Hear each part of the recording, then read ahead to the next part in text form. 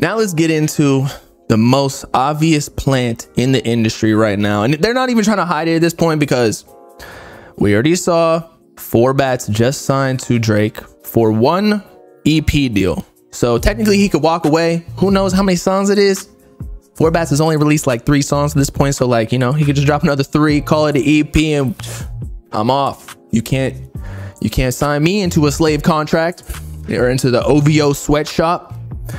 But what's weird is that now he's got a collab with Kanye on the way. And if you recall, Kanye was actually the first one, I think, to co-sign. I mean, obviously he wasn't the first one, but like he was out of like the GOAT rappers, like the top 5, whatever you want to call them at this point, because, you know, some of them are not. Big Sean fell off, but he's the first like big rapper to co-sign 4bats. And you could kind of tell that he was gonna start working with him in a way. Maybe he'll be on Vultures 2 or something, who knows. But there's a new snippet that surfaced of 4bats and Kanye West. Now we're gonna get into the snippet.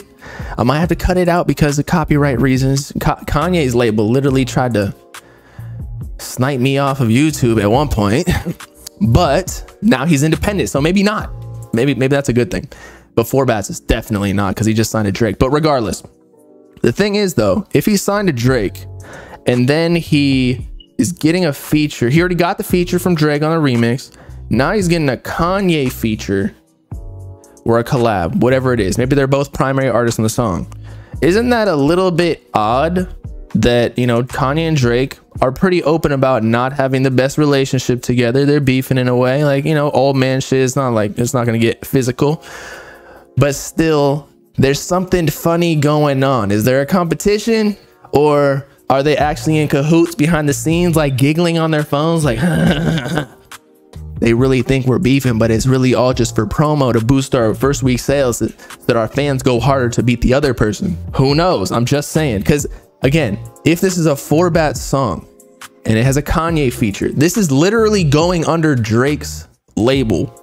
Why would Drake sign off on a Kanye feature?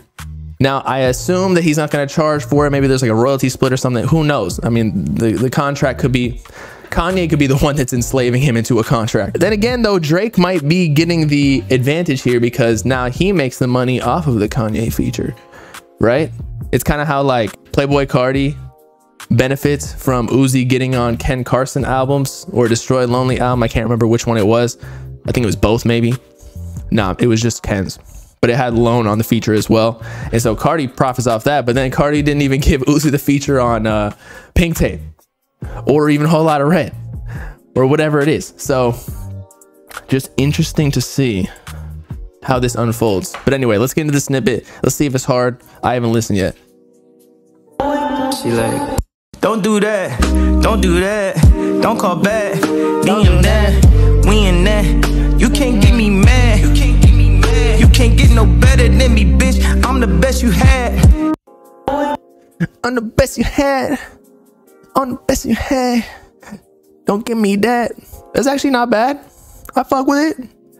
It just sounds like a regular 4bat song. I think he's gonna be like a potential, I mean, he's already a star, low key, high key, but I feel like in the R&B space he could be something big, just because he's got a very unique sound. So as much as he's an industry plant, like in the R&B space, do people care? Because in mainstream music, like pop stars, all pop stars are industry plants.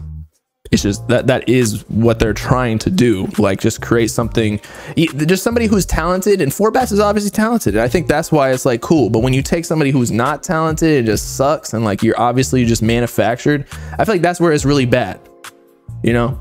But there's, with 3 songs being out and he's got a Drake feature, he's got a Kanye feature on the way. Like he's gonna have one EP out, and he's probably gonna have like J. Cole, Bad Bunny, The Weeknd, Taylor Swift. Like who else is he gonna get? I guess they got all the resources in the world and cosigns because of these just the numbers on his current songs. It'll be interesting to see though, if once his like initial hype dies down, will he continue to still go up? Because you kind of already blew your load. you got the Drake and the Kanye feature. Like, where else can you go from here? How do you get more hype than those two to like to keep building the story? That's like one thing that a lot of, say, with TikTok artists, they get a huge song where the songs become bigger than them, like the artists themselves. So they don't really get like a true fan base. It's kind of just fans of the song, and then once like they can't catch that same hype, it's never the same. They can never really gain that same sort of traction, because I guess trends move differently, and sometimes just songs blow up randomly. You know, you can never really tell. So y'all let me know though. Do you think 4 Bats is here to stay? Do you think he's an industry plant? Come on, people.